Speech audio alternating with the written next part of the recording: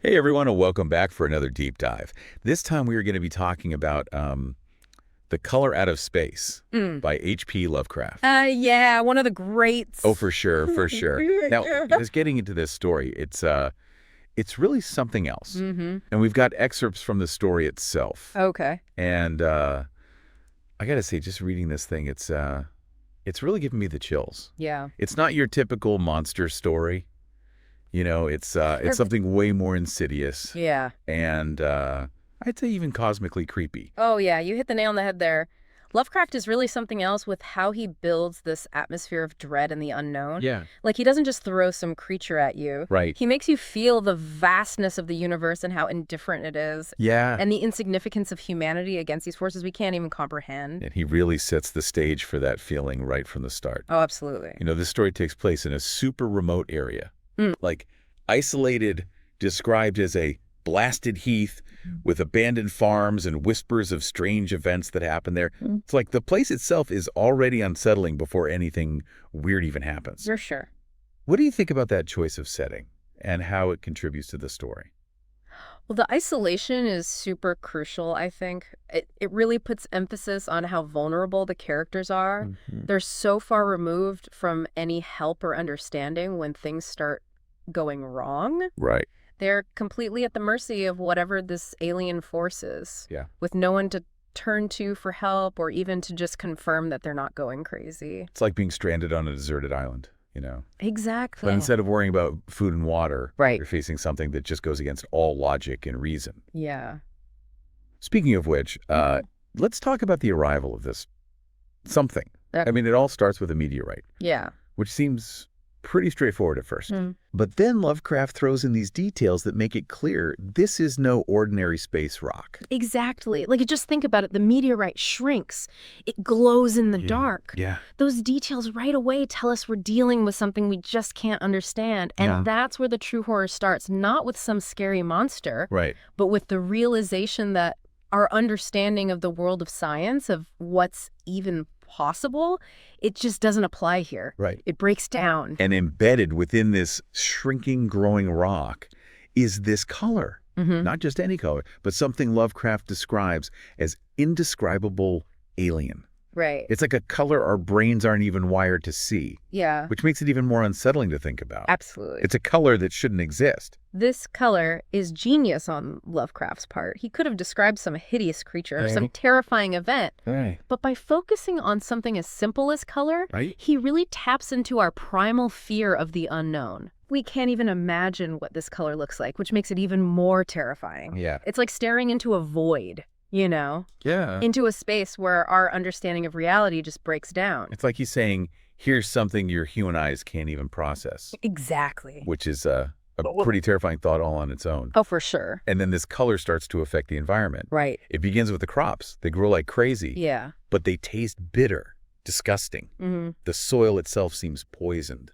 This gradual spread of the blight is another brilliant thing Lovecraft does in this story. It's Yeah. not some sudden catastrophe, you know? Right. It's this slow, creeping corruption that seeps into everything, Right. making the familiar become strange and terrifying. Yeah, this reminds me of a thought experiment. If you took a sip of water and it tasted completely wrong, Oh, yeah. like metal and ash, Yeah, wouldn't that make you question your entire reality? absolutely. I mean, water's supposed to taste like water. Yeah. But in this story, the very essence of things is being twisted and corrupted. You got it. It's like the color is rewriting the rules of nature, warping our perceptions and turning the everyday into something horrifying.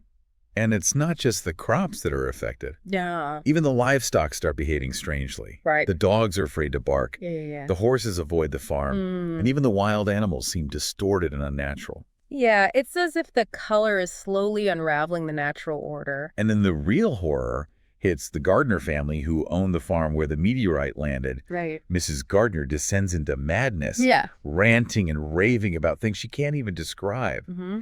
It's as if the color is not only affecting the physical world, Right. but also invading people's minds, Yeah. twisting their perceptions and driving them insane. This is where the story takes a truly disturbing turn. The Yeah. blight becomes this personal threat, Mm-hmm. something that can target and destroy you from the inside out. Yeah. It's not just about the environment anymore. Right. It's about the disintegration of the human mind, Yeah. the loss of sanity in the face of something we just can't know. And then one of the sons, Thaddeus, is found dead in a locked attic room. Right.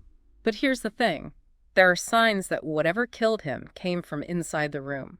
Oh, wow. It's as if this force can defy the laws of physics, passing through solid walls to get to its victims. That's chilling. It really is. Pure Lovecraftian horror. Yeah. This idea that the color isn't bound by the limitations of our reality. Yeah. That it can operate outside the rules we take for granted. Yeah. It's a force that can reach into our world, into our homes. Yeah. And there's just no way to defend against it. It's like the ultimate home invasion. Right. But instead of burglars, you're dealing with a cosmic entity that can literally warp reality to get to you. Exactly. And then another son, young Merwin, disappears while getting water from the well. The well becomes this focal point for all the horror in the story. A symbol of the unknown depths that this alien force came from. Yeah. And Merwin disappearing while getting water just suggests that the water itself has become corrupted by the color. Right. It really drives home this insidious nature of this blight. Yeah. It's as if the contamination is spreading outward, tainting everything it touches. And as if things couldn't get worse. Even Noam, the stoic farmer who's tried to stay strong through it all, eventually succumbs to the blight. It's truly heartbreaking. Yeah. Nahum represents how resilient the human spirit is, you know? This attempt to hold on to sanity and normalcy in the face of pure chaos. Yeah. But even he is ultimately broken by the color. Right. Which speaks to the sheer power and inescapability of this alien force. It really does. It really does. When Amy finds him, Nahum's barely coherent. His body's already showing signs of that gray, brittle decay that's marked all the other victims. Yeah. And his final words are a chilling warning. It burns cold and wet, but it lived in the well. And it's at this point that the authorities finally get involved.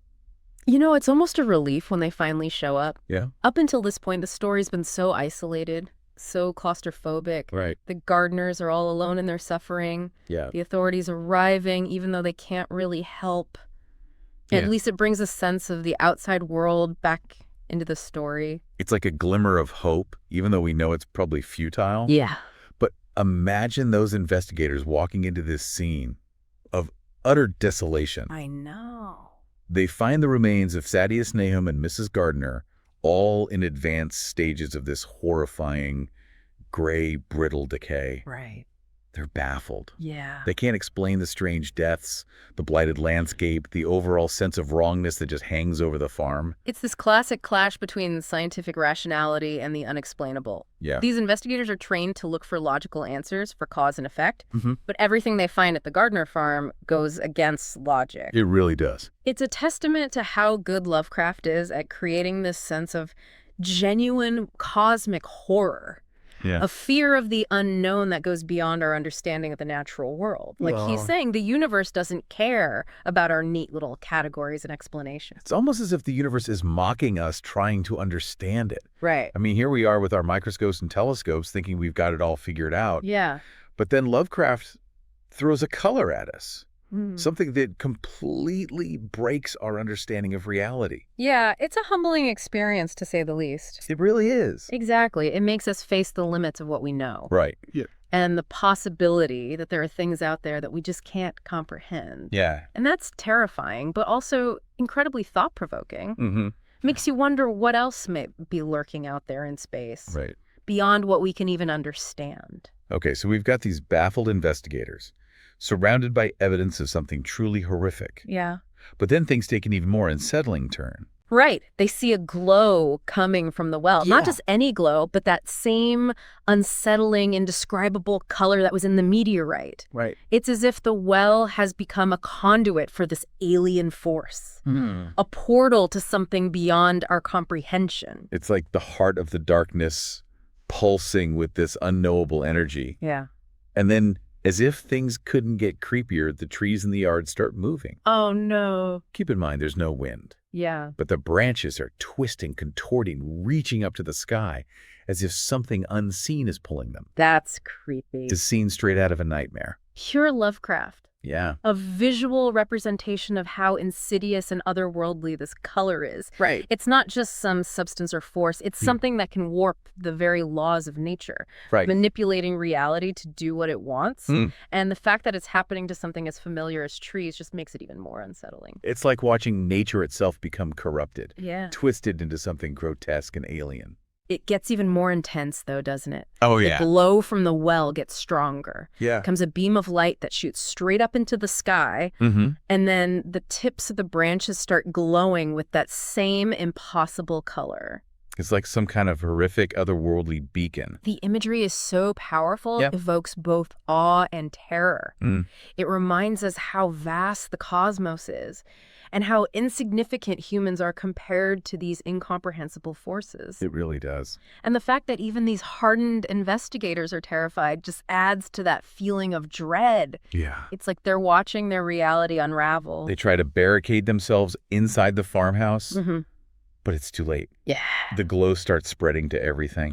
Wow. The floorboards, the furniture, Yeah. even the air itself seems infected. It's no escaping. This is there. No, it's as if the color is seeping into every nook and cranny of their world. This is where Lovecraft's cosmic horror really takes hold. It's Yeah. not just an external threat. It's something that permeates reality itself, Mhm. corrupting everything it touches. Yeah. And the investigators are trapped right in the middle of this cosmic unraveling. Right? They can't fight it. They can't understand it. They can only try to escape. And even their escape is terrifying. I bet. They manage to flee into the fields as fast as they can. Okay.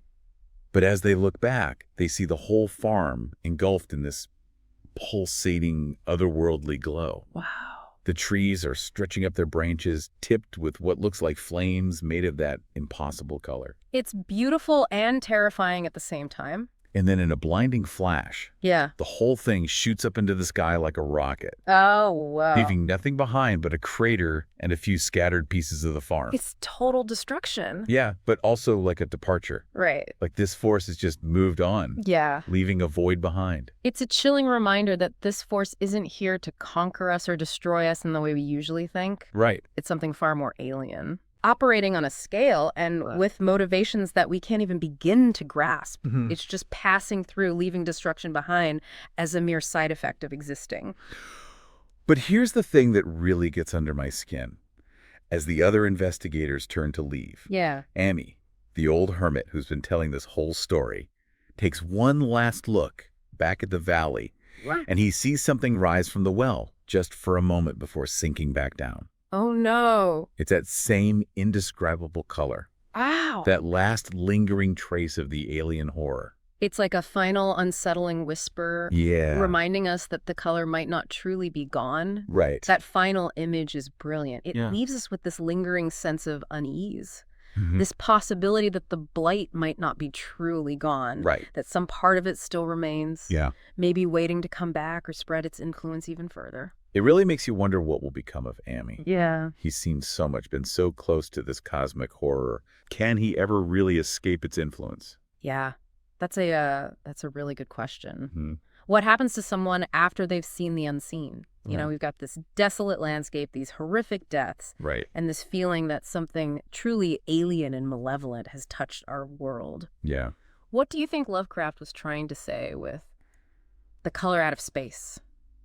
What's a takeaway for us as readers, as people living in this vast, often unexplainable universe? Well, this story is like a prime example of Lovecraft's whole philosophy of cosmic horror, Right. which really gets at our deepest fears, you know? Yeah. It's not about monsters hiding under the bed. Right. It's about the fear, what we know, the vastness of space and the idea that there might be things out there we can't even comprehend. Yeah. Forces that could just wipe us out without even noticing. It's almost like he's saying humanity is this tiny blip on the cosmic radar, Right. and that there are things happening out there that are so big, so strange, so beyond our understanding. That they could just wipe us out without a second thought. Exactly. It's a very humbling perspective. We Yeah. like to think we're the center of everything, Right. but Lovecraft reminds us that we're really just tiny specks on a cosmic scale. It really is humbling. And the color itself is a perfect representation of this. Okay. It's not a monster in the traditional sense. Right. It's something far more insidious and unsettling. Yeah.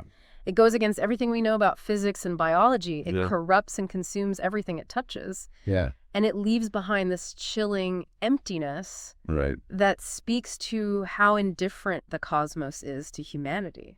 So it's not just about being scared. No. It's about feeling small, insignificant, even meaningless in the face of this huge, uncaring universe. Right. It's a pretty heavy thought. It is. But there's also a strange kind of beauty in it. It isn't there. Mm-hmm. I mean, if we're just tiny specks, Yeah. then our problems, our worries, our little traumas, Right. they don't really matter in the grand scheme of things. That's an interesting way to look at it. And, there's definitely a sense of liberation that can come from accepting our insignificance. Yeah. It can free us from our egos, from thinking we're in control. Mm-hmm. It lets us embrace the mystery and wonder of the universe, even the parts that are scary or unsettling. So maybe Lovecraft isn't just trying to scare us. Maybe not. Maybe he's trying to wake us up, Yeah. to make us see the universe as it truly is, vast, strange, and full of things we may never understand. I think that's a great way to put it. Yeah. And it brings us back to that ending with Yeah. Amy seeing that last flicker of the color coming from the well. Mm-hmm. It suggests that the blight might not be truly gone, Yeah. that a piece of it is still there, Right. maybe waiting to come back or spread even further. It makes you wonder what would happen if we stumbled across one of these pockets of cosmic horror. Yeah. Well, what would we do? Would we even recognize it? Would we be able to escape? That's the question Lovecraft leaves us with. It really is. And I think it's a question worth thinking about. Yeah. It challenges us to face the unknown, Right. to admit the limits of what we can understand, Mm-hmm. and to be ready for things out there that we may never be able to explain or control. So to wrap things up, The Color Out of Space is more than just a scary story. It is. It's a glimpse into the heart of cosmic horror, Yeah. a reminder of our place in this vast and often indifferent universe. Mm-hmm. It's a story that stays with you, For sure. makes you look at the world around you with a new sense of wonder, Yeah. and maybe even a little bit of fear. And that is the power of Lovecraft. Well said. He doesn't just tell us stories. Right. He makes us think, feel, and question our place in the cosmos. If you're brave enough to want to explore this chilling tale further, Yeah. definitely check out the full text of The Color Out of Space. It's worth it. You might just find yourself staring at the shadows a little longer tonight, I know I will. wondering what might be lurking out there in the vast, uncaring cosmos. Thanks for joining us for another deep dive. Yeah, absolutely. We'll be back soon with another fascinating topic to explore. Looking forward to it. Until then, keep your minds open and your curiosity piqued.